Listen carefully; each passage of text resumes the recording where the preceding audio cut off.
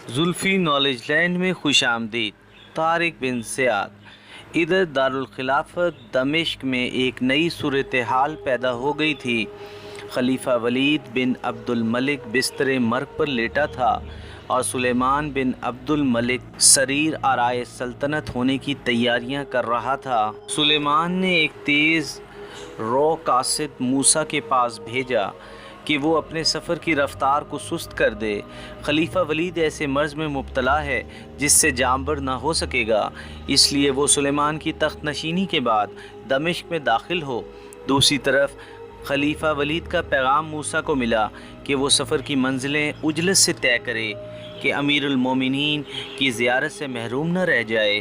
अगर अभी तक आपने वीडियो को लाइक नहीं किया तो वीडियो को लाइक कर लें, चैनल को सब्सक्राइब कर लें और बेल आइकन को ज़रूर क्लिक करें ताकि हमारी आने वाली वीडियोस की नोटिफिकेशन आपको मिल सके। मूसा को इन दोनों प्यामों में से किसी एक पर बिलकस्त अमल करना बड़ा दुश्वार था। उन्होंने ना बिलकस्त उजलत करने और ना आमदन ताख़ीर करने का फ़ैसला किया, बल्कि अपने सफ़र की वही रफ्तार कायम रखी जिससे वो आ रहे थे। ताहम इनकी दिली तमन्ना थी कि वो अपने आकाए दिली नेमत की ज़ियारत से महरूम न रह जाएं और इनकी दिली खिदमात के समरात इसकी निगाहों से गुज़र सकें।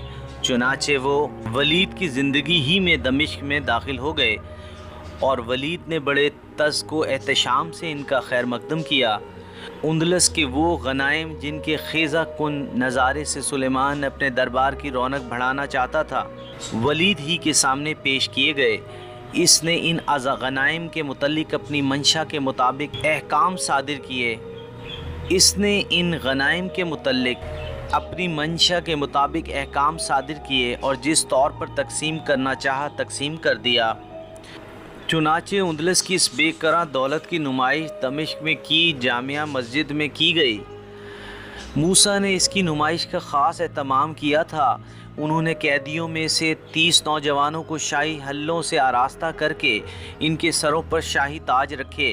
इस तरह बर्बरी कबाइल के उमरा, जज़ायर बहर रोम के हुक्मरानों के लड़कों, मुमताज़ मगरबियों को मरसा लिबास पहनाए और इन लोगों को जवाहरात, याकूत, मोती, ज़र्द दोज़ी के मलबूसात, मरसा ज़ेवरात, ज़र निगार, फ़र्श और तारीख़ी मायदा सुलेमानी को लेकर जलूस की शक्ल में वलीद के महल के सामने खड़ा कर दिया। फिर ख़ुद मूसा ज़र्क बर्क लिबासों में मलबूस ताज पोश नौजवानों के जलू में मस्जिद में दाखिल हुए। खलीफा वलीद फितरत मुसर्रत से अपनी शदीद अलालत के बावजूद मूसा के इस्तकबाल के लिए जामिया मस्जिद में चला आया था। वलीद खुतबे के लिए मिंबर पर बैठ चुका था कि मूसा अपनी जमात के साथ दाखिल हुए। हाज़रीन मस्जिद इस नज़ारे को देखकर हैरत में डूब गए। मूसा की तहसीन व आफरीन से मस्जिद की फ़िज़ा गूंज उठी। मूसा खलीफा के सामने आए और सलाम किया और वो 30 नौजवान जो सलातीन वक्त की हैयत कुज़ाई में थे, वलीद के मिंबर के दाएं बाएं अदब से सर झुकाए खड़े हो गए। ये मंज़र ऐसा दिलकश था कि मुसलमानों की अज़मत व शान की एक यादगार बन गया। वलीद हम्द व सना के बाद फ़तह व कामरानी पर अल्लाह ताला की ताईद व नुसरत के हासिल होने पर शुक्र बजा लाया।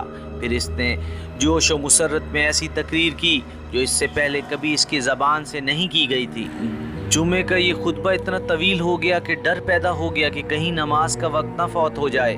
जुमे की नमाज के बाद मूसा को अपने सामने बुलाकर बिठाया और 3 मरतबा शाहाना खिल्लत से सरफराज किया।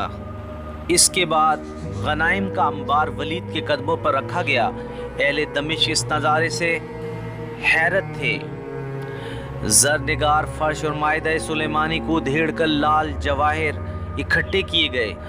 मुख्तलिफ नौइयत का सामान जब अलहदा हो गया तो इसकी तकसीम की बारी आई। वलीद ने इसका बड़ा हिस्सा बैतुल्लाह पर वक्फ किया, फिर अपनी मर्ज़ी से जैसे जैसे जिसको देना चाहा दे दिया।